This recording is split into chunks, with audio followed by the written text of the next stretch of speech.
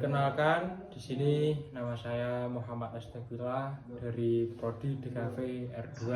Di sini saya akan menjelaskan asal-usul Desa Langon. Pada zaman Kerajaan Jenggala, hiduplah seorang ulama yang bernama Kiai Mawardi. Menurut Alkisah, beliau ini adalah keturunan Raja Natas Angin dari wilayah Cilacap.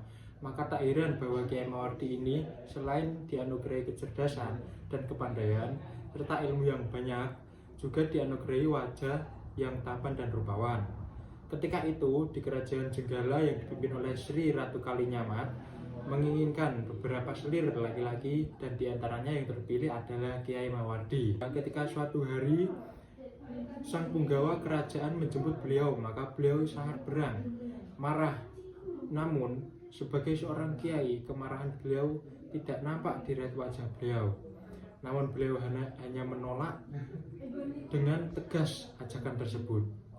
Melihat gelagat yang demikian, para penggawa dengan ciri khasnya yang arogan itu, mereka akan mengajak paksa atau dengan kekerasan sekalipun jika memang Kiai tidak mau ikut serta ke keraton.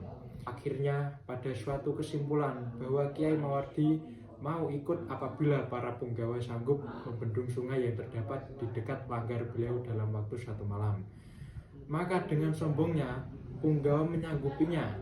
Alkisah terjadi persepakatan pembendungan sungai yang terletak di dekat langgar beliau itu. Saat matahari mulai terbenam, para punggawa sudah mulai bekerja dan batas akhirnya adalah fajar menyingsing. Hasilnya baru sampai jam 3 malah ternyata pekerjaan bendungan itu hampir selesai. Maka bingunglah Kiai Mawardi tersebut. Maka ia pergi ke rumah kakak perempuannya yang bernama Nyai Lembah, yang rumahnya tidak jauh dari rumah beliau.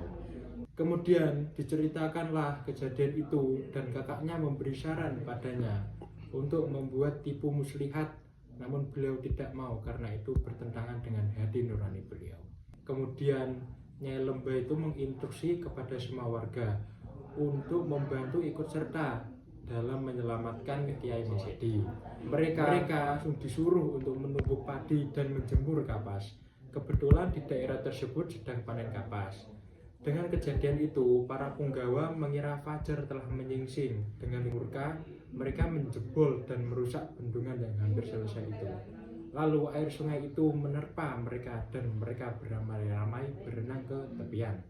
Karena saking banyaknya orang-orang yang berenang, dan berenang dalam bahasa Jawa itu disebut ngelangi atau lelangen, maka sampai sekarang tempat tersebut disebut sebagai Desa Langon.